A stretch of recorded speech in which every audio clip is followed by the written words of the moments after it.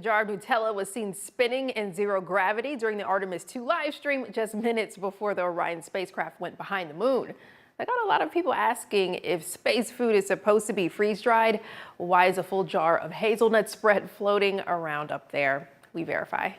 It's day 7 of the Artemis II mission, a roughly 10-day lunar flyby that launched at the start of this month. The crew recently completed a historic flyby of the moon, setting a new record for the farthest distance humans have ever traveled from Earth. While the Artemis II crew was making history, something unusual caught viewers' eyes.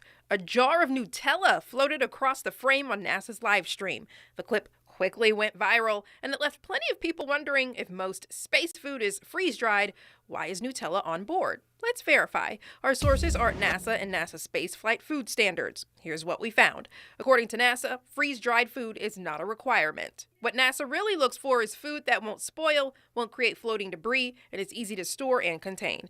Loose crumbs and microgravity can float into equipment or be inhaled by the crew, and that's a big concern. But luckily for the crew, Nutella spreads right past every one of those concerns. It is shelf-stable without refrigeration. It's thick and sticky, so it doesn't crumble or scatter, and it stays contained as long as the lid is secure.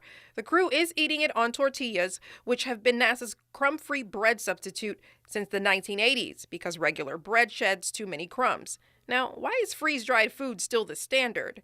According to NASA, it's because freeze-dried food is lightweight and long-lasting. Removing water cuts weight, and weight is everything when it comes to launch costs. It also extends shelf life to months or even years, which is critical on longer missions. Before a shorter mission like Artemis II, astronauts have a little more flexibility on what they bring. Freeze-dried meals are still on the menu, but there's also room for extras that wouldn't make the cut on longer space trips, and that's where something like Nutella comes in. But there's more to it than just the usual benefits. Food also plays a key role in astronauts' day-to-day morale.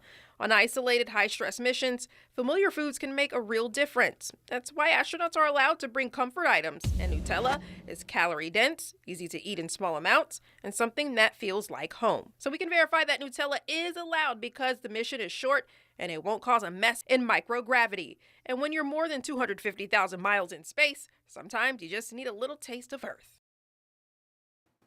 Oh yeah, well if you have something you want us to verify, text us at 256-382-2692.